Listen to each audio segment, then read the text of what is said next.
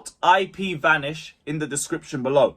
This is a VPN which you know is obviously going to help all of you guys who are still struggling with that crappy 3 PM blackout that we still have as a rule in England in big 2025. But you guys already know VPNs help you get access to other countries and their networks which are allowed to show the 3 PMs. So if you guys head down in the description or just scan the barcode, which is on the screen here somewhere.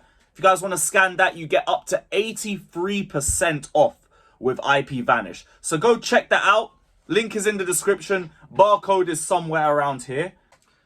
Business as usual. Big up every single one of you that's locked in for another episode of 5 Things We Learnt. It is day 112 of the 1,461-day reign for Chelsea as your world champions. And it's happened again. No pun intended. Or you know what? Maybe the pun is intended because it has happened again. We've headed over to the Tottenham Hotspur Stadium, or should I just say Stamford North, because why are we calling it their stadium when they never get results against us over there?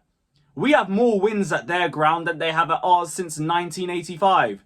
We have 6 wins there in 7 visits in the league. Thank you, Graham Potter, by the way. But why are we calling it the Tottenham Hotspur Stadium? Stamford North. Because we go up there and we collect our 3 points. Seem to have a better win percentage there than we do at home. And we've actually got a good home record in 2025. Thank you, Tottenham, for just being Tottenham. You know them ones. Was it ever in doubt? It was to some fans, which I don't understand. Because, honestly, if you don't think Chelsea are going to turn up for Tottenham away, you don't know Chelsea. If you don't look at the lineup in general and just think to yourself, it's Tottenham away, then do you really get it? This club always wakes up for Tottenham away. We've seen this not just with this Chelsea squad. We've seen this with so many Chelsea squads in the past. I remember under Lampard we were having some bad spells, and then what happened? We went to Tottenham away. And then we got ourselves back into form. There's been times where Tuchel, we've gone there in good form and won 4 times in a row. Even the Poch season, we went there in horrible form, went a goal down, should have gone a second goal down, and then we still went and won. Why? Because it always happens. Some things are just guaranteed in life. Football heritage is a real thing. Whether you like it or not, there's certain intangibles in this sport that just cannot be explained with stats. And one of them is that move stadiums, change managers, change squads, change your badge, change whatever you want to change. We're still going to go and we're still going to bop you at your home. It is what it is.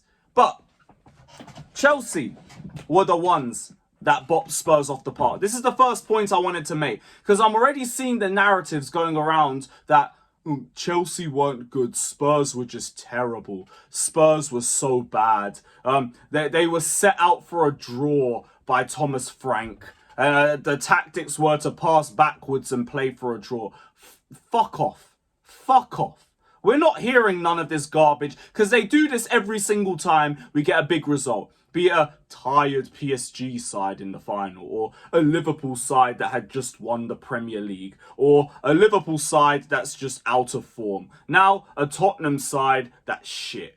Oh, yeah, cool. We are the reasons why Spurs played that badly. We are the reasons why they had barely any shots at our goal, because we suffocated them in the middle of the park. They could not handle our press. Caicedo was on them like a rash. Enzo Fernandez was on them like a rash. Pedro Neto bust a gut through the first 60 minutes to a point where he should have been off a bit earlier because of how tired he was with the legwork that he was doing.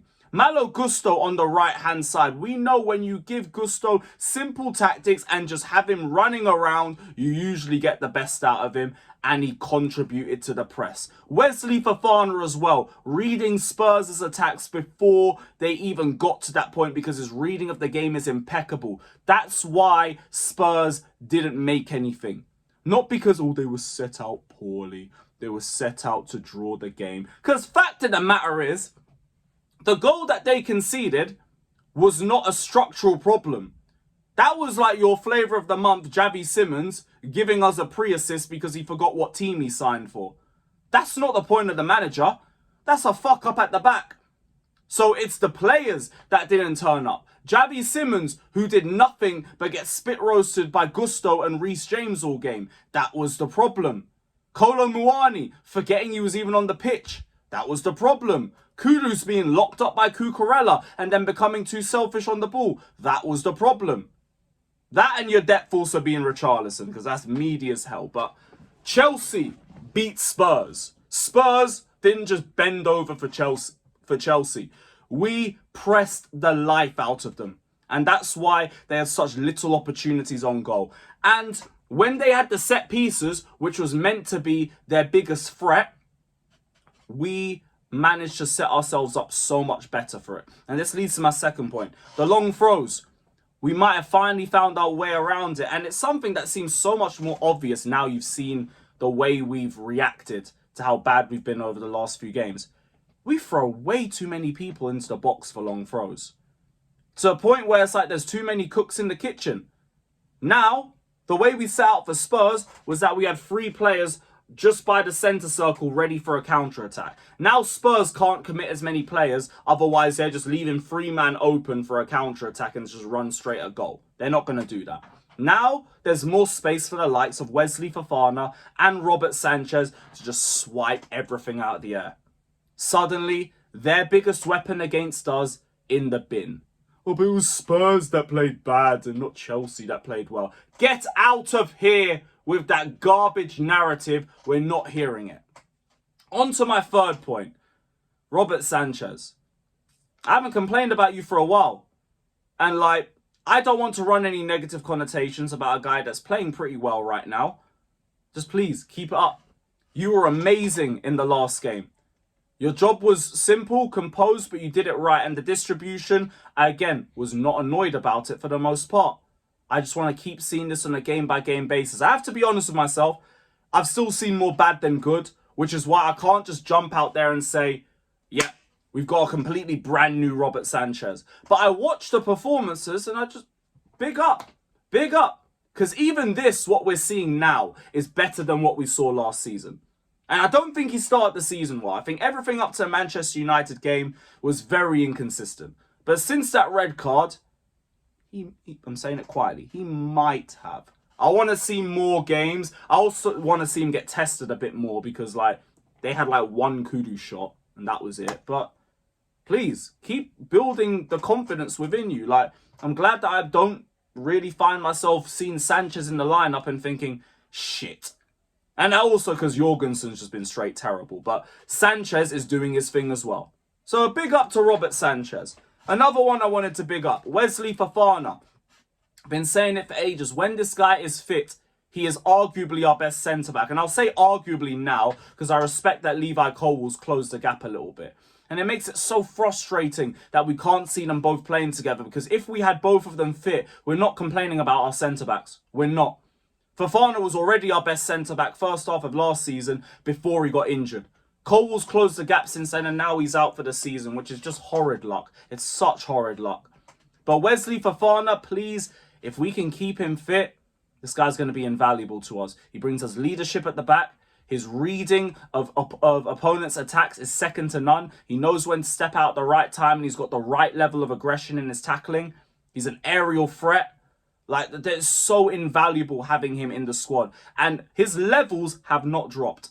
I think people have just forgotten where his levels were at. Because when he was playing week in and week out for Leicester City, people were talking about him as one of the best centre-backs in the league at that point. And the only reason why people don't talk about him even to near that level is solely because he don't stay fit. But I honestly believe that when he stays fit and you see him play for a run of games, he hits form very quickly and he shows people how good he is.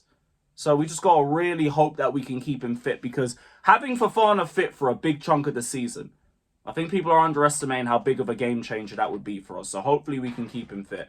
Last point, Moises Caicedo. Again, I just run out of words, but I'm not going to let people forget how good this guy is. We are not debating this guy with other midfielders in England. Sits on the table with Pedri. That's where this guy's level is at. He's getting GA. He's counter-pressing like a monster. The passing, the playmaking is unreal. He can ball carry. There isn't a single weakness in this guy's game. And he's Chelsea. And he fucking loves this club. And I'm so glad that he's a part of this club. But big up everyone. It's been another episode of 5 Things We Learned. Let me know all your thoughts down in the comment section below. Don't forget to like, subscribe. And as always, up the Chelsea.